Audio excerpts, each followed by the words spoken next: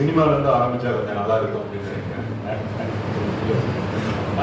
இந்த தமிழில் கேங்ஸ்டர் படமெல்லாம் வருங்க, பார்த்துருக்கீங்களா? இப்போ சமீபத்தில் கூட இந்த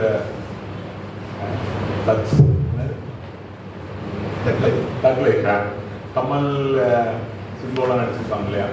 இப்போ அதே மாதிரி புதுப்பேட்டை, வடசென்னை இந்த மாதிரி படம்லாம் வந்துருக்கு இல்லையா? அதில் புதுப்பேட்டை வந்து ஸ்டாண்டர்டில் கொஞ்சம் அதிகம் அப்படின்னு சொல்லி எல்லாரும் சொல்கிறாங்க. பொதுவாக தமிழில் இந்த கேங்ஸ்டர் படமெல்லாம் வரும். நாளை காலையில் அவன் உயிரோடு இருக்கக்கூடாது அப்படின்னு சொல்லி சொல்லுவாங்க. படம் முழுக்க பிளட்டு, அருவாள், துப்பாக்கி இது மாதிரிலாம் பயங்கரமாக படம் வந்து தமிழில் இந்த மாதிரி டெப்லைட் படங்கள்லாம் அப்படி தான் இருக்கு. இப்போ சமீபத்தில் ஒரு புக்கு வந்திருக்கு, ஒரு தூக்கு கைதியின் வாக்குமூலம் அப்படின்னு சொல்லிட்டு ஒரு புக்கு, தூக்கு செல்வம் சொல்லிட்டு ஒருத்தர் எழுதியிருக்காரு. அவர் வந்து இந்த மாதிரியான ஒரு கூலிப்படையில் இருந்தவர். கிரிமினல்ஸ்லேயே ஜெயிலில் வந்து ஃபர்ஸ்ட் கேட்டகரி ரொம்பவும் மதிக்கப்படுற ஆட்கள், அதாவது ஜெயிலுக்குள்ள இருக்கிற கிரிமினல்ஸ்ல எல்லாத்துலையும் யாருக்கு ரொம்ப அதிக மரியாதை அப்படின்னு சொன்னா இந்த கூலி கொலைகாரங்களுக்கு தான் பயங்கர மரியாதை. என்னன்னா அவங்க வந்து ஸ்பெஷலான ஆட்கள். காசு கொடுத்தா ஒருத்தரை வந்து அவர் கொண்டுருவாங்க, இப்படியெல்லாம் அந்த மாதிரியான ஆளுங்க ரொம்ப ஹை லெவல் கனெக்ஷன்ஸ் உள்ள ஆட்கள். ஒவ்வொருத்தரும் 3 கொலை 4 கொலை எல்லாம் வந்து பண்ணியிருப்பாங்க அந்த மாதிரி ஆளுங்க. அப்புறம் அதுக்கு அடுத்த லெவலில் இருக்கிறவங்க டக்காய்டியில் ஈடுபடுற ஆட்கள், இந்த மாதிரி இதெல்லாம் கொலை இப்படியெல்லாம் பண்ணுற ஆட்கள். திருடர்களுக்கு வந்து மரியாதை கம்மி எப்பவுமே ஜெயிலில். ஆனால் திருடர்களோட எண்ணிக்கை தான் வந்து அதிகமாக இருக்கும் அப்படின்னு சொல்லி சொல்லுவாங்க. ஆனால் அவங்கள வந்து இந்த பெட்டி தீப்பு இதெல்லாம் வந்து அவங்களுக்கு மரியாதை கம்மி. ஆனால் திருடர்களுக்கான பல்கலைக்கழகம் வந்து எப்பவுமே ஜெயில் தான். அப்போது ஒருத்தர் புதுசாக உள்ள வராரு, அவர் வந்து திருட்டில் சம்மந்தப்பட்டுட்டாரு அப்படின்னா அந்த ஜெயில் முழுக்க அந்த செய்தி வந்து பரவிடும். பரவி வந்தோம்னா எல்லாரும் உட்காந்து பேச தொடங்கிடுவாங்க. அவங்கெல்லாம் எப்படி பண்ணீங்க, சாவி எங்கே ரெடி பண்ணீங்க, இந்த பூட்டை வந்து இந்த சாவியில் திறக்க முடியுமா, இல்லை அவன் வந்து அங்கே அந்த உட்காரத்துக்கு அந்த பக்கம் ஒருத்தர் இருக்கான், அவங்ககிட்ட போனோம்னா இந்த பூட்டோட ஃபோட்டோ காட்டணும்னா அவன் பண்ணி கொடுத்துருவான். இது மாதிரியான விஷயங்கள்லாம் வந்து ஜெயிலில் தான் இந்த டெக்னாலஜி எல்லாம் வந்து இது இருக்குல்ல, ஒருத்தருக்கு ஒருத்தர் பரிமாறிக்கிறது, அந்த இடம் வந்து ஜெயில் தான். இதில் இந்த மாதிரி ஒரு கூலி படையில் ஆட்களை கொள்ற கூலி படையில் இருந்தவர் செல்வம் அப்படின்ட்டு. அவர் வந்து அவருக்கு முதல்ல தூக்கு தண்டனை கொடுத்துட்றாங்க, அப்புறம் அது வந்து ஆயுள் தண்டனையாக மாறி இருக்கு. அவர் வந்து ஜெயிலில் இருக்கிறார். இப்போ சமீபத்தில் ரொம்பவும் அதிகமாக பேசப்பட்ட ஒரு புக் தான். ஜெயிலில் என்ன ஆகுதுன்னா ரொம்ப கம்மியான நேரத்தில் தான் திருட்டுத்தனமாக செல்லை யூஸ் பண்ண முடியும். ரொம்ப வந்து அவருக்கு போர் அடிக்குது. அவர் வந்து புக்கு படித்து பழகிடுறாரு. புக்கு படித்தவொன்னா என்னன்னா இந்த கிரைம் த்ரில்லர் இதெல்லாம் வந்து படிக்கிறாரு. அவருக்கு வந்து பிடிக்கிறது இல்லை, சீரியஸ் லிட்ரேச்சருக்கு வந்து போகிறாரு. தமிழில் முக்கியமான எழுத்தாளர்கள் எல்லாத்தோட புக்கையும் படிச்சிடுறாரு. இந்த தூக்கு கைதியின் வாக்குமூலத்தில் இது இப்படி அது அப்படி அப்படின்லாம் சொல்லிட்டு படிக்க வேண்டிய புக்குன்னு ஒரு 100 புக்கு லிஸ்ட் வேற கொடுக்குறாரு. அவர் பயங்கர அறிவுஜீவியா அதில் வந்து மாறிடுறாரு. அவரு சொல்ற அந்த கேங்ஸ் இதெல்லாம் எப்படி இயங்குது அப்படின்னு பார்த்தீங்கன்னா அது சுத்தமாக வேற மாதிரி இருக்கு. இந்த படங்களுக்கும் அதுக்கும் வந்து சம்மந்தமே இல்லை. அது அவர் வேற என்னமோ அவர் வந்து சொல்றாரு. அந்த லைஃப் ஸ்டைலு, அவங்க பண்ற இயங்குற முறை, இதுக்கும் இந்த தமிழ் சினிமாவில் காட்டுற இந்த ரொமான்டிக்கான நாளைக்கு காலையில் இருக்கக்கூடாது, நாளைக்கு மத்தியானம் நீ பொழைச்சிக்காதுன்னா ஆர்ப்பர் உன்னோடது, இந்த மாதிரிலாம் வந்து அப்படி இருக்கிறதுக்கு வாய்ப்பே இல்லாத ஒரு உலகம் அப்படிங்கிறது தான் அதில் தெரியும். இப்போ எனக்கு கூட ஒரு கிளைண்ட் இருக்காரு. அவரு ஒரு காலத்தில் இந்த மாதிரியான குழுக்களோட எல்லாம் தொடர்பு உள்ளவராக இருந்தார். இப்போ அவர் வந்து ரியல் எஸ்டேட் பண்ணிட்டு இருக்காரு. அதுலேருந்தெல்லாம் வெளியே வந்து ரொம்ப இருக்காரு. அவர்கிட்ட நான் கேட்டேன், இந்த தூக்கு கைதியின் வாக்குமூலம் வந்தது வந்து இதெல்லாம் எப்படி நடக்குது என்ன அப்படின்னு. அவர் வந்து ஒரு எக்ஸ்பீரியன்ஸ் சொன்னார். 2 கேங் கடையில் பயங்கரமான ஒரு சண்டை. ஆனால் ஒருத்தரை வந்து கொல்றது அப்படின்னு சொல்லிட்டு ஒரு கேங் வந்து முடிவு பண்ணிடுச்சு. ஆனால் அந்த கொல்ற பொறுப்பை இப்படியான இந்த பெய்டு கில்லர்ஸ் இவங்க ஒருத்தங்க கிட்ட அந்த பொறுப்பை வந்து ஒப்படைச்சிருக்கு. ஆனால் அவங்க என்ன பண்ணாங்கன்னா சரி அப்படின்னு சொல்லிட்டு அந்த பொறுப்பை எடுத்துட்டு யார் அப்படின்னு சொல்லி பார்த்து அவர் பின்னாடியே ஃபாலோவெல்லாம் பண்ணிட்டு ஒரு 15 நாள் கழிச்சு சொல்கிறாங்க, ஆனால் அது முடியாதுண்ணா அப்படின்னு. ஏங்க முடியாது அப்படிங்கிறீங்க? அவர் கொல்லப்பட வேண்டிய ஆள். அவர் மெர்சிடிஸ் பென்ஸ் வச்சிருக்காருங்க, ஏன்னா சரக்கு போயிடுறாருங்க. நம்ம அந்த அசோக் லைலன் லாரி வச்சுட்டு எப்படி அதனால இடிக்கிறது இது முடியலைங்க, போயிடுறாருங்க, வந்துடுறாருங்க. அப்புறம் அவர் இந்த இதுக்குள்ள போய் தான் சரக்கு அடிக்கிறாருங்க. நாங்களும் போனோம்னா 1 வருஷத்துக்கு காசு அதில் முடிஞ்சிருதுங்க. இது சாத்தியம் இல்லைங்க. நீங்க ஏதாவது வாத்தியாரு இப்படியாவது சொல்லுங்க முடிச்சிடலாம். இது என்னன்னா இப்படி ஒரு உலகம் இருக்கு, உண்மையிலே இந்த மாதிரி நடக்குது அப்படிங்கும் போது தமிழ் சினிமா ஏன் அப்படி எடுத்துட்டு இப்போ கேங்ஸ் ஆஃப் வசேப்பூர்லாம் வந்துருக்கு. இங்க ஏன் அதை யதார்த்தமா பேசுற ஒரு சினிமா வரல அப்படின்னு சொன்னா எழுத்து இல்லை தமிழ்நாட்டில். அதை பத்தி நல்லா தெரிஞ்சவங்க இப்போ தூக்கு செல்வமே தூக்குல இருந்து மயிலில தப்பிச்சு வெளியே எழுதினா தான் இதெல்லாம் வெளியே வரும், இல்லைன்னா வராது. 3 பேருக்கு தெரியும். ஒன்று பாதிக்கப்பட்டவங்க, தூக்கு செல்வம் மாதிரியான ஆட்கள். இன்னொன்று போலீஸ்காரங்க, அவங்களுக்கு ஓரளவு தெரியும். வக்கீலுக்கு ஓரளவு தெரியும். ஆனால் வக்கீலுக்கு எல்லாமே கேள்வி ஞானம் தான், நேரடியாக தெரியாது, வாயில இவங்க சொல்றது தான். இந்த 3லையுமே எழுத்தாளர்கள் கிடையாது. ஆனால் இதை தெரிஞ்சுக்கிற வாய்ப்பு இருக்கிறவங்க பத்திரிகையாளர்கள், இவங்களுக்கு தெரியும், அதை ஃபாலோ பண்ணுறாங்க. ஆனால் தமிழில் நீங்கள் பார்த்தீங்க அப்படின்னா இந்த லிட்ரரி ஜர்னலிசம் அப்படின்னு சொல்லிட்டு உலகத்தில் எல்லா இடத்துலையும் சொல்லுவாங்க. இலக்கியமும் இதழியல் ரெண்டையும் ஒன்றா பார்க்கறது லிட்ரரி ஜர்னலிசம் அப்படின்னு சொல்லிட்டு அந்த மாதிரி ஒன்று இங்கே வளரவே இல்லை. என்னன்னா இலக்கிய உலகம் அப்படிங்கிறது ஒரு தனி துண்டர். அவங்க கிரியேட்டிவ் ரைட்டர்ஸ் அப்படின்னு சொல்லிட்டு எழுத்தாளர் தரமான கொம்பு முளைச்ச மாதிரி அவங்க அப்படியே சுற்றுவாங்க. நீங்க என்னத்தையே கிரியேட் பண்ணீங்க அப்படின்னு பாத்தீங்கன்னா இந்த மாதிரிலாம் உண்மை இருக்காது. தூக்கு செல்வம் எழுதுனா தான் நமக்கு தெரியுங்கிறது மாதிரி. என்ன காரணம் அப்படின்னா தமிழ்ல எழுத்தாளர்கள் அப்படிங்கிறவங்களுக்கு பெரும்பாலும் வாழ்க்கை என்னன்னே தெரியாது. அது சில காலகட்டங்களில் தமிழ் இலக்கியத்தை குமாஸ்தா இலக்கியம்னே சொல்லுவாங்க. அது முழுக்க முழுக்க manager, clerk, Appar division clerk, lower division clerk, gratuity, provident fund, அதுக்குள்ள நடக்கிற 5 பொண்ணுங்க, ஐயோ அதை அந்த கதையெல்லாம் அத்துழியமா இருக்கும். பயங்கர அநியாயமான கதைகள்லாம் ஒரு தமிழ் இலக்கியத்தில் பொண்ணு எடுத்துட்டு வந்த காலம். ஒரு கதை குமரத்தில் ஆனது, நான் எதுவுமே கரெக்டாக ஞாபகம் இல்லை. ஒரு ஆஃபீஸில் ஒரு பொண்ணு இருக்கான், பயங்கர அழகான பொண்ணு. அந்த பொண்ணை அந்த இருக்கவங்க எல்லாரும் லவ் பண்ண ட்ரை பண்ணுறாங்க. ஆனால் அந்த பிள்ளைக்கு அதில் ரொம்ப ஒரு பெருமிதம், பின்னாடி சுற்றுறாங்களே அப்படின்ட்டு. ஆஃபீஸில் ஒரே ஒருத்தர் மட்டும் இருக்காரு, அவர் அந்த பொண்ணை கண்டுக்கவே மாட்டார். ஆனால் அந்த பிள்ளைக்கு அது தனக்கான ஒரு அவமானம் அப்படின்னு சொல்லி பார்க்க தொடங்கிடுறான். ஆனால் அவரு கூட கொஞ்சம் பழக இருக்கு, நெருங்க இருக்கு, அவர் தொடர்ந்து ட்ரை பண்ணிகிட்டே இருக்கான். அவர் சாப்பிட்ற நேரத்துலேயே இவனும் சாப்பிட்றா, இப்படியெல்லாம் இருக்கு. அப்போ அவர் கொஞ்ச நாள் கழிச்சு இந்த பிள்ளைய அப்படி குறுகுறு நல்லா பார்க்குறாரு, இவர் கூட பேசுறதுக்கு இந்த பொண்ணோட பேசுறதுக்கு ட்ரை பண்ணுறாரு, இப்படிலாம் இருக்கு. அப்புறம் ஒரு நாள் யாருமே இல்லாத நேரத்தில் உங்கள்கிட்ட ஒரு விஷயம் பேசணும் அப்படின்னு சொல்லி வந்தோடனே இந்த பிள்ளை சரி இன்னும் முடிச்சான் அப்படின்ட்டு அவருக்கு ஒரு ஈகோ சாட்டிஸ்ஃபேக்ஷன், ஒரு திருப்தியாக இருக்கலாம். ஆனால் அவர் சொல்றாரு, இதை பாருங்கம்மா, நீங்கள் இங்கே என் பக்கத்துலேயே உட்காந்து சாப்பிட்றீங்க, எல்லாம் ரைட்டு தான்.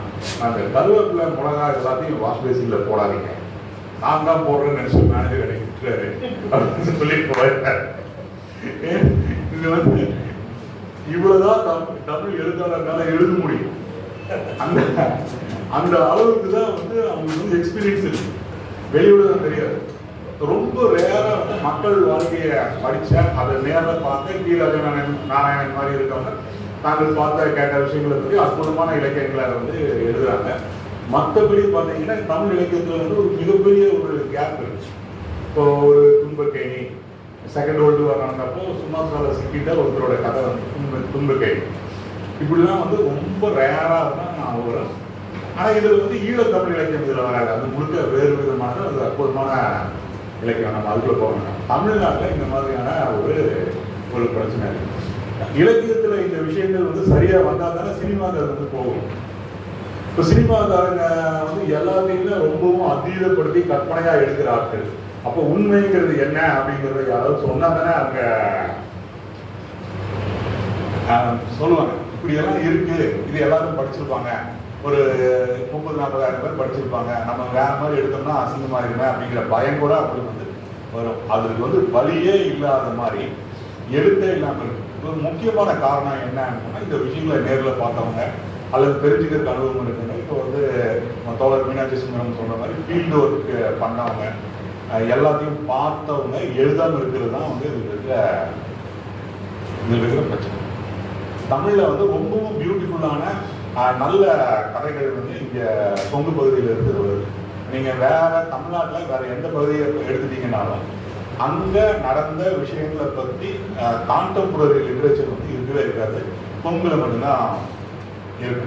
இப்போ குண்டு வெடிப்பை பற்றின கதைகள் இருக்கு, தங்கம் தேடுறதை பற்றி கதை இருக்கு, பிரசாந்த் எழுதியிருக்காரு, ஆக்டிவிஸ்ட்டை பற்றி இருக்கு, வீரப்பன் வேட்டையை பற்றி நாவல் இருக்கு, எல்லாமே இருக்கு. இன்னொரு விஷயம் என்ன அப்படின்னு சொன்னால், இது எல்லாமே வந்து உணர்வுபூர்வமாக அதை நேரில் பார்க்குற கேள்விப்பட்டு எழுதுறவங்களுடைய எழுத்துக்கள். இதை தாண்டி இப்போ கோயம்புத்தூர் குண்டு வெடிப்பு, அதற்கு முன்னாடி நவம்பர் கலவரம், இது எல்லாத்தையும் திட்டமிட்டவங்க வந்து யாரு, அவங்களுடைய சிந்தனை போக்கு வந்து எப்படி இருந்தது, இந்த இடம் வந்து இன்னும் காலியாகவே இருக்கு. இதுக்குள்ள வந்து போகவே இல்லை. ஏன்னா ஒரு ரைட்டர்னால போக முடியாது. ரைட்டர் அப்படிங்கிறது வந்து ஒரு எழுத்தாளர் தனக்கு கேட்கிற பார்க்குற அந்த விஷயங்களை வச்சுதான் வந்து செய்ய முடியும். அவர் ஓரளவுக்கு கொஞ்சமும் தேடலாம். ஆனால் இந்த மாதிரியான விஷயங்களை அவரால் தேடவே முடியாது. இதை வந்து அதில் இருக்கிறவங்க தான் எழுதணும். ஆனால் தமிழ் இதழ்களில் இந்த லிட்ரரி ஜேர்னலிசம் அப்படிங்கிறது வந்து இல்லாமையே இருக்கு. அது ஒரு மிகப்பெரிய ஒரு கேப் தான். இதனால என்ன பாதிப்பு அப்படின்னு சொன்னா, இந்த தக்லைஃபையெல்லாம் நம்ம பார்க்க வேண்டியதா இருக்கு. உள்ள போய் பார்த்து அப்படியே வயர்ல இருந்து இதெல்லாம் சினிமா எடுக்கிறீங்களா ஐயா, மண்டாது வர வேண்டிய காசையும் பிடிக்கிட்டு இப்படி பண்றீங்களே அப்படின்னு அந்த ஒரு நிலைமை தான் வந்து இது. மற்ற ஊர்களில் பார்த்தீங்கன்னா உலகம் முழுக்க புகழப்பெற்ற அற்புதமான இலக்கியங்களை வந்து ஜெர்னலிஸ்ட் எழுதியிருக்காங்க. வெறும் ஜெர்னலிஸ்ட்னோ வெறும் எழுத்தாளர்னோ உலகத்தில் மற்ற பகுதிகளில் கிடையாது. எழுத்தாளர் தான், அவர் செய்கிற வேலை எழுதுகிற விஷயம் தான் வேறையே தவிர எல்லாரும் எழுத்தாளராக பார்க்குறது அப்படிங்கிறத வந்து அங்கே வந்து இருக்கு.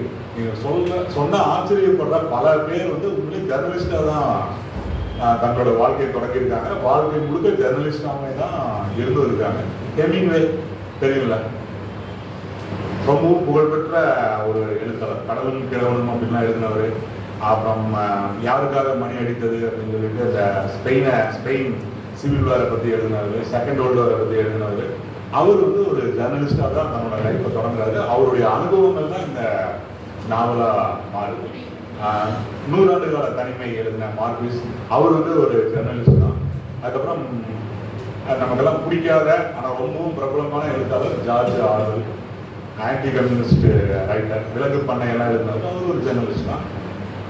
இந்த மாதிரி ஜர்னலிஸ்டுகளுடைய அந்த எழுத்து அப்படிங்கிறது வந்து உலகம் முழுக்க அவங்க வந்து ஒரு நாவலிஸ்டா இப்படியெல்லாம் வந்து மாறுறாங்க. இல்லாட்டி நான் ஃபிக்ஷனே வந்து அவங்க தொடர்ந்து எழுதுறாங்க அப்படின்னா அதனுடைய இடம் வந்து வேறையா இருக்கு. இப்போ உங்களுக்கு எத்தனை பேருக்கு தெரியும் அப்படின்னு தெரியல, ஒரு சிங்கள படம் ஒன்று வந்துச்சு, with you and without you அப்படின்னு சொல்லிட்டு ஒரு சிங்கள படம் வந்து ரொம்பவும் ஃபேமஸ் ஆச்சு, நிறைய அவார்டெல்லாம் வாங்குச்சு. ஒரு தமிழ் பொண்ணு மேல ஒரு சிங்கள முன்னாள் இராணுவ அதிகாரிக்கு வர்ற காதலை பற்றின ஒரு படம். இந்த தமிழ் பொண்ணுனால முள்ளிவாய்க்கால மறக்கவே முடியாது. இந்த இராணுவ அதிகாரியும் தன்னோட பழைய வாழ்க்கையை மறக்கிறதுக்கு வந்து அவர் ட்ரை பண்ணுவார். அது என்ன ஆகுது அப்படிங்கிறது தான் படம். நெட்ல இருக்கு, வாய்ப்பு இருக்கிறவங்க படிச்சு பாருங்க. ரொம்பவும் அழகான படம், with you and without you அப்படிங்கிறது. இந்த with you and without you அப்படிங்கிறத வந்து வெயிட் ஃபார் மீ அப்படிங்கிற ஒரு கவிதை தொகுப்புல இருந்து அவர் எடுத்தார் இந்த தலைப்பை. இந்த வெயிட் ஃபார் மீங்கிற கவிதை தொகுப்பு யாரு அப்படின்னா சீமானோவ் அப்படிங்கிற ஒரு ரஷ்ய கவிஞருடைய கவிதை தொகுப்பு. உலகம் முழுக்க வந்து மிகவும் பிரபலமானது. இன்னைக்கு வரைக்கும் போருக்கு போறவங்க எல்லாரும் படிக்கிறது. பேக்கெட்ல வந்து வெஸ்ட்ல இருந்து சண்டைக்கு போறவங்க, ஆப்கானிஸ்தானோ ஈரானோ ஈராக்கோ போறவங்க அதை வந்து தங்களோட பேக்கெட்ல வச்சிருப்பாங்க அப்படின்னு சொல்லி சொல்லுவாங்க. வெயிட் ஃபார் மீ அப்படிங்கிறது ஃபுல்லாக எல்லாமே நெட்டில் கிடைக்குது. அவர் வந்து ஸ்வெட்டலானான்னு சொல்லி நம்மளோட காதலி, அவங்க வந்து ஒரு நடிகை, அவங்கள நினச்சி எழுதுனது தான் அது. அவ்வளவு அந்த அளவுக்கு புகழ்பெற்ற ஒரு கவிதை தொகுப்பு உலகத்தில் வேற எதுவுமே கிடையாது. ரோமியோ ஜூலியட்டை விட கூட அது ஃபேமஸ் அப்படின்னு சொல்லி சொல்லுவாங்க. அதில் ஒரு வேடிக்கையான ஒரு விஷயம் என்னன்னா, அவர் வந்து ஸ்ரீமணம் போர்லேருந்து உயிரோட தப்பிச்சு வெளியே வர்றாரு. தன்னோட காதலியை கல்யாணம் பண்ணிக்கிறாரு. அதுக்கப்புறம் நம்ம ஒரு 20 வருஷம் சேர்ந்து, கல்யாணம் இல்லை, லிவிங் டுகெதர் அந்த லைஃப் ஸ்டைல் படி 20 வருஷம் சேர்ந்து வாழ்றாங்க. அதற்கப்புறம் அவர் இன்னொரு புக் எழுதுறாரு, போர் இல்லாத 20 நாட்கள் அப்படின்னு சொல்லிட்டு ஒரு புக் எழுதுறாரு. தமிழில் அது வந்திருக்கு. அந்த புக்கில் என்னன்னா, இந்த ஸ்வெட்டலானா எவ்வளோ பெரிய முட்டாள், மனசு திட்டி ஒரு நாவல் வந்து எழுதிருப்பாங்க. அறிவுக்கு வரல ஒரு ஆளே கிடையாது, என்னோட வாழ்க்கையே வேஸ்ட் போச்சு, 15 வருஷத்துக்கு நான் எழுதுட்டேன், இந்த மாதிரிலாம் இருக்கும் அந்த புக்ல. கல்யாணம் பண்ணிட்டு இதான் நடக்கும்னு வைங்க. ஆனா அதுக்கு முன்னாடி அவருக்கு ஸ்வெட்டலானா எழுதுனா இது விட மோசமா இருக்கும். அது வேற, இவரு தான் எழுதாளர் இருக்கிறதுனால இவருக்கு எழுதிட்டாரு. அந்த அம்மாவுடைய வருஷம் என்னன்னு தெரியல. ஆனா இந்த வெயிட் ஃபார் மீ கவிதை தொகுப்பு வந்து அவர் வந்து போர்க்காலத்துல இருக்காரு. அவர் ஸ்டாலின்கிராட்ல இருக்கிறாரு, சண்டைக்கு போடுறாரு, மாஸ்கோ போர்க்காலத்துல இருக்கிறாரு. இந்த காலகட்டங்கள்ல எழுதுனதுதான் போர் அதுல வந்து வரும். ஆனா அந்த கவிதையுடைய உள்ளடக்கம் வந்து அதுக்கு வந்து வெளியே அது வந்து அவ்வளவு புகழ்பெற்ற ஒரு கவிதை தொகுப்பு. நாவல் எழுதுறதுங்கிறது அப்புறம் பின்னாடி வந்து பொண்டாட்டியோட சண்டையெல்லாம் போட்டு தப்பிச்சிடணும் அப்படின்னு எழுதுனது அது வேற. ஆனா அவர் ஜெர்னலிஸ்டா இருக்கும்போது தான் அந்த கவிதை அவ்வளவு அழகியல் பூர்வமான, இன்னைக்கு வரைக்கும் எல்லாத்தையும் கேப்டிவேட் பண்ற ஒன்னா வந்து இருக்கிறது அந்த wait for me, with you and with you, இந்த கவிதைகள் தான். நான் எதுக்கு சொல்ல வர்றேன் அப்படின்னு சொன்னா, ஜெர்னலிஸ்ட் அப்படின்னு சொல்லிட்டு ஒருத்தர் கிடையாது. கவிஞர் அப்படிங்கிறவங்க வேற. அது நம்ம எல்லாருமே கவிதை எழுதவே முடியாது. அதுக்கான ஒரு மனநிலை, ஒரு கிஃப்ட் வரும். மற்றபடி ஒரு நாவலிஸ்ட், ஒரு எழுத்தாளர், ஒரு நான் ஃபிக்ஷன் ரைட்டர் அப்படின்னலாம் வந்து சொல்ல வேண்டிய அவசியமே இல்லை. எழுத்தாளர் தான், அதில் வேற. இதுல ஒரு நல்ல எழுத்தாளர் வந்து ஒரு நல்ல ஜேர்னலிஸ்டாகவும் வந்து இருக்க முடியும். ஒரு ஜேர்னலிஸ்ட் வந்து ஒரு நல்ல எழுத்தாளராகவும் இருக்க முடியும். இதற்கான ஒரு சூழ்நிலை வந்து இன்னைக்கு தமிழ்நாட்டில் வந்திருக்கு அப்படின்னு சொல்லி சொல்றாங்க. இப்போ கொஞ்ச காலம் முன்னாடி, ஒரு 10 வருஷத்துக்கு முன்னாடி, ஒரு ஜேர்னலிஸ்ட் அப்படிங்கிறவங்க தோழர் சொன்ன மாதிரி தான், அவங்க பல வேலைகளை தலையில வச்சுட்டு அழைச்சிட்டே இருக்கக்கூடியவங்களா வந்து இருக்கிறாங்க. ஆனால் இன்னைக்கு இந்த பிளாக், இப்போ பெரும்பாலும் பிளாக்ல ஃபேஸ்புக்கு, ட்விட்டர், இதெல்லாம் வந்து இன்ஸ்டாலாம் வந்துட்ட பின்னாடி ஒரு எழுத்தாளர் அப்படிங்கிறவங்க இல்லாட்டி ஒரு ஜேர்னலிஸ்ட் சமூகத்தோட உரையாடக்கூடியவங்களா அவங்க வந்து மாறிடுறாங்க. நீங்க வந்து பேசணும், பதில் பேசணும், புதுசா ஒன்றை வந்து சொல்லணும். இந்த இடத்துக்கு வந்து இன்னைக்கு பத்திரிகை துறை வந்து வந்துருச்சு. யூடியூப் சேனல்கள்ல இதுல எல்லாத்துலயும் அதனுடைய அந்த அந்த பரிமாணம் அப்படிங்கிறது வந்து அதிகமாயிருச்சு. ஸோ இன்னைக்கு வந்து மிகவும் விரிவான ஒரு படிப்பு தேவைப்படுது. முன்ன இருக்கிற மாதிரி ரிப்போர்ட்டிங் அப்படிங்கிறது இன்னைக்கு வந்து சரி வராது. இன்னைக்கு வந்து படிக்கணும். இப்போ சமகாலத்தில் இருக்கிற தமிழ் மொழி எப்படி இருக்கு அப்படிங்கிறத வந்து தெரிஞ்சுக்க வேண்டியதாக இருக்கு.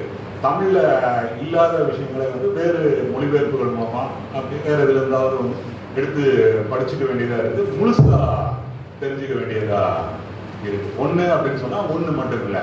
இப்போ உதாரணத்துக்கு இப்போ ஒரு கலவரம் நடக்குது அப்படின்னு சொன்னா, ஒரு கலவரத்தை வந்து அப்படியே கண்ணீரும் ரத்தமும் சொட்ட சொட்டா எழுதிட்டே இருக்கிறது அப்படிங்கிறது வந்து ஒரு நல்ல இலக்கியம் அப்படின்னு சொல்ல முடியாது. அது ஒரு மெலோட்ராமா தன்மை வந்து அதுல இருக்கு. அதனுடைய எல்லா பரிமாணங்களையும் முழுசா பார்க்கறது அப்படிங்கிறது வந்து ஒரு நல்ல இலக்கியம். அதுக்கு வந்து கலவரத்தை செய்ய தூண்டுறவங்களுடைய நோக்கம் என்ன, எந்த மட்டத்துல இந்த கலவரம் வந்து திட்டமிடப்பட்டது, அவன் நினைச்சதை வந்து அடைஞ்சானா, அதனால ஏற்பட்ட இழப்பு என்ன, இது எல்லாத்தையும் வந்து ஒரு கழுகு மாதிரி பார்க்கக்கூடியதுதான் வந்து ஒரு நல்ல இலக்கியமா இருக்க முடியும். அப்படி இல்லைன்னாலும் ஒரு நான் ஃபிக்ஷனா வந்து ஒரு புக்கா எழுதினாலும் முழுசா அதை வந்து அப்படி பார்க்கக்கூடியதா இருக்கும். அந்த மாதிரி இல்லை அப்படிங்கும் போது தான் வந்து இந்த சிக்கல்கள்லாம் வரும். நான் ஏற்கனவே சொன்னேன், தமிழ் எழுத்தாளர்களுக்கு இருக்கிற ஒரு போதாமை அப்படிங்கிறத நம்ம வந்து சொல்ல முடியும். இப்போ ஒருத்தர் இருக்காரு, பழைய பேப்பர் பொறுக்கிறவர், பழைய பேப்பர் பொறுக்கிறவரோட வாழ்க்கையில ஒரு நாள் அப்படின்னு எழுதுறது வந்து தமிழ் எழுத்தாளர்களுக்கு ரொம்ப பிடிக்கும், சகஜமா இருக்கும். செருப்பு தைக்கும் தொழிலாளியின் வாழ்க்கையில் ஒரு நாள், இந்த மாதிரிலாம் வந்து எழுதுறது அப்படிங்கிறது வழக்கம்.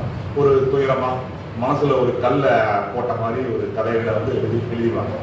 ஆனா இந்த இந்த மாபெரும் நகரம் வந்து கழிச்சு கட்டுற குப்பை அப்படிங்கிறது என்ன, இது வந்து என்னவா ஆகுது, இதுல குப்பை பொறுக்கிற தொழிலாளியுடைய இடம் வந்து என்ன, இன்னைக்கு இருக்கிற யூஸ் அண்ட் த்ரோ உலகத்துல செருப்பு தைக்கிற தொழிலாளியுடைய லைஃப் வந்து எப்படியெல்லாம் மாற்றம் அடையுது அப்படிங்கிறதையும் சேர்க்கும் போது அது வந்து அதனுடைய அந்த டைமென்ஷன் அப்படிங்கிறது வந்து அதிகமாகுது. இப்போ நம்ம என்னன்னா கண்ணால பார்க்கறதையும் தாண்டி முழுசா தெரிஞ்சுக்க வேண்டிய ஒரு தேவை, அதை சுத்தி இருக்கிற அந்த மாய வலையை பெனட்ரேட் பண்ண வேண்டிய ஒரு அவசியம் வந்து இருக்கு. அதை செய்யறதுக்கான வாய்ப்பு வந்து இதழியல் துறையில இருக்கிறவங்களுக்கு தான் இருக்கு. இப்போ இவ்வளவு நாள் வந்து அந்த ஏரியா அது பெனட்ரேட் பண்ணப்படாத ஒரு ஏரியாவாக இருக்கு. அதனால ஏற்பட்ட நஷ்டம் தமிழ் மக்களுக்கும் சரி, இலக்கியத்துக்கும் சரி, ஜேர்னலிஸ்டுக்கும் சரி ரொம்பவும் சீரியஸான ஒரு நஷ்டம் தான். இப்போ தமிழ்ல நீங்க பாத்தீங்கன்னா கோவை குண்டுவெடிப்பை பத்தி நாவல் வந்திருக்கு, நாவல் சிறுகதைகள் ஏராளமா வந்திருக்கு. நான் ஃபிக்ஷனா ஒன்று வந்திருக்கா அப்படின்னா பழைய எம்எல்ஏ எழுதுல ஒன்னே ஒன்று மட்டும்தான் வந்து இருக்கு. அது கூட வந்து இன்வெஸ்டிகேட்டிங் ஜேர்னலிசம் அந்த லிஸ்ட்ல வந்து வராது. இப்போ வீரப்பன் வாழ்ந்ததும் வீழ்ந்ததுன்னு ஒரு புக்கு வந்து கேள்விப்பட்டிருப்பீங்கன்னு நினைக்கிறேன் இல்லையா? நம்ம நண்பர் தான் சிவசுப்ரமணியன் எழுதின புக்கு. ஒரு விதத்துல அதை வந்து ஒரு நியர் பர்ஃபெக்ட் முழுமைக்கு பக்கத்தில் இருக்கிற ஒரு புக்கா வந்து நம்ம சொல்லணும். அவர் தான் பத்திரிகையாளர், அவர் நிறைய முறை வீரப்பனை சந்திச்சிருக்காரு. வீரப்பன் வந்து ஒரு ஃப்ரெண்டு மாதிரின்னு வைக்கலாம். நக்கீரன் கோபால் வந்து அவர் வீரப்பனை சந்திக்கிறது எல்லாமே இந்த சிவசுப்ரமணியன் மூலமா தான் வந்து நடக்குது. இப்போ சிவசுப்ரமணியன் தன்னோட அனுபவங்களை எழுதுறாரு. அதுல போலீஸ் தரப்போட பிளானிங் இதை பற்றியெல்லாம் எழுதுறாரு. இது நம்ம வேற எதுலையுமே பார்க்க முடியாது. வீரப்பனை பார்த்தீங்கன்னா எந்த புத்தகத்துலையும் பார்க்க முடியாது. போலீஸ் தரப்பு வந்து எப்படி திட்டம் போடுது அப்படின்னு சொல்லி நீங்கள் வாய்ப்பு இருக்கிறவங்க படிச்சு பாருங்க. அதெல்லாம் வந்து பயங்கர பியூட்டிஃபுல்லாக இருக்கும், அட்டகாசமாக இருக்கும். 1 இயராக இருக்கிற ஒருத்தரை காட்டுக்குள்ளே கொண்டு போய் போலீஸ் வந்து ஒரு கான்ட்ராக்டருங்கிற பேரில் தங்க வைக்குது. அந்த அடர்ந்த காட்டுக்குள்ள வீரப்பனுக்கு வந்து குரியர்ஸ் இல்லை, வெளி உலகத்தோட தொடர்பு எடுத்துக்கிறது கூரியர் இல்லை.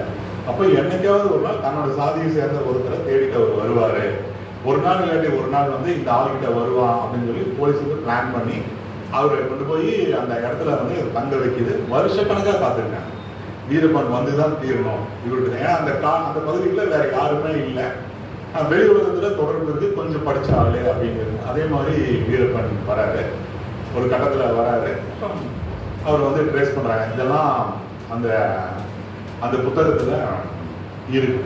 ஆனா என்ன அப்படின்னு சொன்னா நம்ம நண்பர் அவர் பார்த்து ரொம்பவும் கஷ்டப்பட்டு உழைச்சு அந்த விஷயங்களை அவர் எழுதுறாரு. ஒரு நாள் முழுக்க நாங்கள் நடந்தோம், இல்லாட்டி ஒரு பிஸ்கட் பேக்கெட்டை வந்து சாப்பிட்டுட்டே போனால் அந்த ஊருக்கு போய் சேரும்போது பிஸ்கட் பேக்கெட் முடிஞ்சிருச்சு அப்படின்னு ஒருத்தர் வந்து சொல்றாரு அப்படின்னு சொன்னால் அதே இடத்துல அந்த பிஸ்கட் பேக்கெட் வாங்கிட்டு சாப்பிட்டுட்டே நடந்து போறாரு. அது என்ன இடமா இருக்கும் அப்படின்லாம் இப்படிலாம் ரொம்பவும் ஹார்ட் ஒர்க்கில் வந்து எழுதின ஒரு விஷயம். ஆனால் ஃபாரஸ்ட் ஆக்டை பற்றி அந்த புத்தகத்தில் இருக்காரு. என்னன்னா அது அவருடைய ஏரியா கிடையாது. வனச்சட்டம் வந்த பின்னாடி வனங்கள்ல வாழ்ற மக்களுக்கு வனங்களின் மேல இருக்கிற உரிமைகள் வந்து அரசால பறிக்கப்படுது. அது வந்து அதுல இருக்காது. அந்த புக்கு படிக்கிற நம்ம வந்து அதுல ஊகிச்சுக்க முடியும். காட்டுக்கும் அந்த மக்களுக்கும் எவ்வளவு நெருக்கமான உறவு இருக்கு அப்படிங்கறத அந்த புக்ல அவர் சொல்லியிருப்பாரு. அந்த காட்டுல வந்து ஒருத்தர் வந்து களி கலருக்கு அடப்பு வேணும், அதனால காட்டுல வெட்டிட்டு வர போனப்ப வீரப்பனை பார்த்தேன் அப்படின்னு சொல்லிட்டு சொல்ற மாதிரி எல்லாம் வரும். என்னன்னா காட்டுக்குள்ள போய் ஒரு மூங்கில்ல ஒரு அகப்பைக்கு வெட்டிட்டு வர்ற உரிமை வந்து அந்த காலத்துல மக்களுக்கு வந்து இருந்தது. இன்னைக்கு அதெல்லாம் பண்ண முடியாது. நீங்க காட்டுல போய் வந்து வேட்டையாட முடியாது. ஒரு பன்னிய வந்து காட்டுல இருந்து குடிக்குள்ளேயே இதுல செத்து போச்சுன்னா கூட நம்ம ஒன்றும் சாப்பிடக்கூடாது. இது மாதிரி பல்வேறு ஸ்ட்ரிக்டான விதிகள் எல்லாம் வந்துருக்கு. இதுல என்ன ஆகுதுன்னா காலங்காலமா காட்டுல வாழ்ந்துட்டு இருக்கிற மக்கள் வந்து அந்நியப்படுறாங்க, நம்ம மாஃபியா கும்பலுக்கு வந்து இலக்காகிறாங்க. நீ எதுக்கு வந்து காட்டுக்குள்ள இவ்வளவு கஷ்டப்பட்டு விவசாயம் அது இதெல்லாம் பண்ணி ஃபாரஸ்ட் டிபார்ட்மெண்ட் கிட்ட கஷ்டப்பட்டு இருக்கிற, அதுக்கு பதில் நீ வந்து இந்த மாதிரி ஒரு யானையை கொண்ட அப்படின்னு சொன்னா 30,000-40,000 கிடைக்குமே அந்த காலத்துக்கு. 1980-70 கிடைக்கும்ல.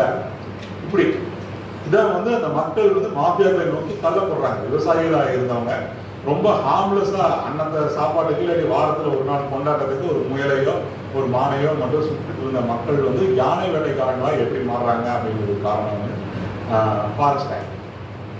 வனங்கள்ல இருக்கிற மக்கள் வந்து எப்படி வனங்கள்ல இருந்து அந்நியப்படுத்தப்பட்டாங்க, இன்னைக்கு வரைக்கும் விரட்டப்படுறாங்க. இந்த விஷயம் இருந்துச்சு அப்படின்னு சொன்னா அந்த புத்தகம் வந்து இன்னும் முழுமையான ஒரு புத்தகமா மாறிடும். ஏன் அவருடைய நேரம், அவருக்கு இருக்கிற ப்ரெஷர், இந்த புத்தகத்தை வெளியே கொண்டு வர்றதுக்குள்ளேயே கூட அவர் நக்கீரன் கோபால் கூட அவருக்கு எக்கச்சக்கமான கேஸு, பல பிரச்சனைகள் வந்து இருக்கு. ஒருத்தருக்கு வந்து ஒரு வீரப்பம் தான், ஒரு புக்கு தான் முடியும். ஏன்னா முழுசா பார்க்கறது அப்படிங்கிறது வந்து இல்லாம இருக்கு. முழுசா பார்க்கறது அப்படின்னா இப்போ ஒரு எழுத்தாளர் உட்காரணும் அப்படின்னா தமிழ் சமூகம் வந்து நீ ஃபாரஸ்ட் ஆக்டை படிக்கணும், நாட்டுல வனக்கொலைகளை பத்தி நீ ஒரு புக்கை எழுதுற அப்படின்னா நீ இதை படிச்சிருக்கணும் அப்படின்னு சொல்லிட்டு தமிழ் சமூகம் வந்து அவர் வந்து ப்ரெஷர் பண்ணணும். அவர்கிட்ட அதை வந்து எதிர்பார்க்கணும். அந்த இடம் ஒண்ணு எழுத்தாளர்கிட்ட இருந்து வரணும், இல்லாட்டி சமூகத்துக்கிட்ட இருந்து வரணும். ரெண்டும் இல்லாத ஒரு சூழ்நிலை இருக்கு.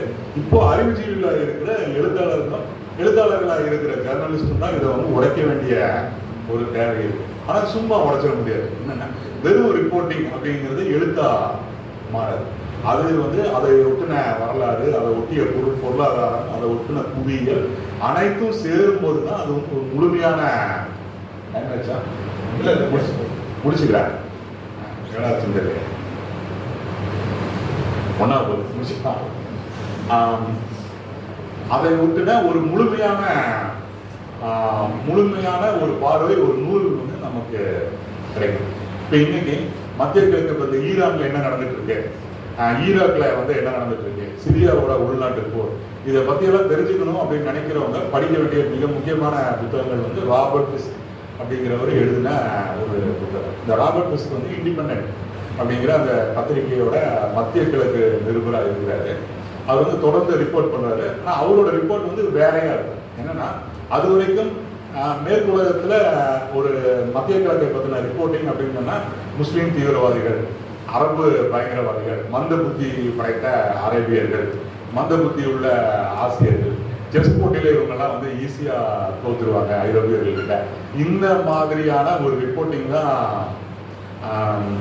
இவங்களால வந்து பொறுமை இல்லை ஏசியர்களுக்கு, குறிப்பா அரேபியர்கள் கிடையாது, சுடுதண்ணீங்க, இப்படியான ஒரு ரிப்போர்ட்டிங் தான் வந்து அந்த மேற்குலகத்துல இருந்து வர்றது இருக்கும்.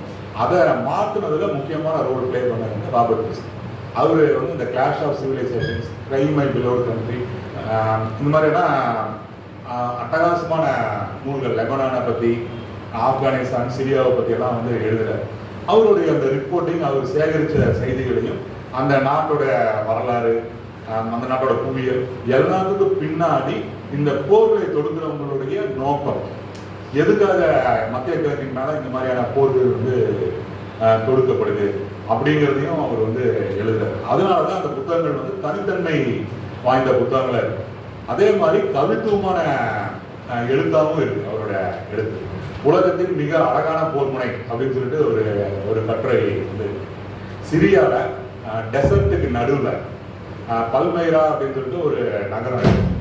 அதோட அரபு பேர் வந்து வேற, அது ரோம் வந்து கொடுத்த பேர் அந்த பல்மைரா அப்படிங்கிற ஒரு நகரம். எந்த பக்கத்துல போனாலும் ஒரு 200 கிலோமீட்டர் டெசர்ட் தாண்டி தான் போகணும். அதுக்கு நடுவில் அது ஒரே ஒரு நகரம் இருக்கு. அந்த நகரத்துல வந்து என்னன்னா ஒரு பழைய ரோமானிய நகரம் இருந்ததோட சிதைவுகள் வந்து பல்மைரால இருக்கும். ஒரு சின்ன ஒரு பாலைவன சோலை, அதை ஒட்டி சிதைவுகள். அங்க முக்கியமான போர்கள்லாம் நடக்குது. அதுக்கு வந்து உலகத்தோட மிக அழகான போர்முனை அப்படிங்கிற ஒரு தலைப்பு வந்து ராபர்ட் ஃபிஸ்க் கொடுக்குறாரு. அந்த நிலப்பரப்பை அவ்வளவு அழகா வர்ணிக்கிறாரு. பாலைவனம் எவ்வளோ இத்தனை அழகான ஒரு இடத்த நரகமா இவனுக்கு வந்து மாத்திட்டு இருக்கானுங்க அப்படிங்கிறது அந்த கட்டுரையோட இது. அதுல கவித்துவம் இருக்கா அப்படின்னா உண்மைதான். ஆனா அதுல வந்து கற்பனை வந்து துளியளவும் இருக்காது. என்ன பார்த்தாரோ என்ன கேட்டாரோ அதை சொல்றாரு. சொல்ற முறை அப்படிங்கிறது ரொம்பவும் கேப்டிவேட்டிங்கான, ரொம்பவும் அட்டகாசமான ஒரு முறையா இருக்கு. இது எல்லாம் இணையும் போதுதான் வந்து அந்த லிட்ரரி ஜர்னலிசம் அப்படிங்கிறது கிடைக்குது. வெறும் அழகியல் தன்மை வாய்ந்த ஒரு நடை வேணும் அப்படின்னு சொன்னா இன்னைக்கு தமிழ்நாட்டில் தனிமைப்பட்ட ஆத்மாவை பத்தி எழுதிட்டு இருக்கிற ஒரு எழுத்தாளராக மாறிடுங்க. வெறும் நடையில மட்டுமே கான்சென்ட்ரேட் பண்ணீங்கன்னா அதுதான் வந்து நடக்கும். நமக்கு வெளியே ஒரு வெளி உலகம் இருக்குது அப்படிங்கிறது நம்ம மண்டைக்குள்ள மூளைக்குள்ள போகவே போகும். இன்னைக்கு அதான் ஏன் இந்த சமூகம் கேட்குதா, ஏன் இந்த சமூகம் என்னை புரிஞ்சிக்க மாட்டேங்குது அப்படிங்கிறதா இன்னைக்கு தமிழ் எழுத்தாளர்களோட முக்கியமான ஒரு புலம்பலா இருக்கு. எனக்கு ஏன் ஃபர்ஸ்ட் ப்ரிஃபரன்ஸ் இல்லை, நான் ரோட்ல நடந்து போறாங்கன்னா என்னை ஏன் யாரும் அடையாளம் கண்டுக்க மாட்டேங்கிறாங்க, ஏன் என்கிட்ட ஆட்டோகிராஃப் வாங்க மாட்டேங்கிறாங்க, ஏன் வந்து வடிவேலு வந்தாருன்னா அவர் பின்னாடி லட்சக்கணக்கான பேர் நீங்கள் வடிவேலு நீங்கள் ஒன்றா எனக்கு யாருன்னு மற்றத்தில் மளிகை கடைக்காரருக்கே தெரியாது. உங்கள் தமிழ் எழுத்து நீ இதுக்கெல்லாம் ஆசைப்படலாமா? எழுதுகிற விஷயம் வந்து அந்த மாதிரி நல்லா இருக்கு. இப்போ ஜெயகாந்தன் வந்திருந்தா என்ன நடந்திருக்கும் இல்லையா? எத்தனை குழந்தைகளுக்கு வந்து ஜெயகாந்தன் அப்படிங்கிற ஒரு மக்களோட வாழ்க்கை தெரிஞ்சது. இப்போ அந்த மாதிரியான ஒரு ஒரு எழுத்து அப்படிங்கிறது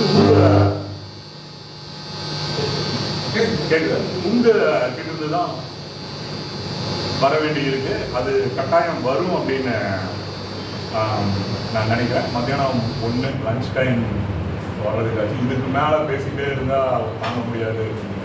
இதோட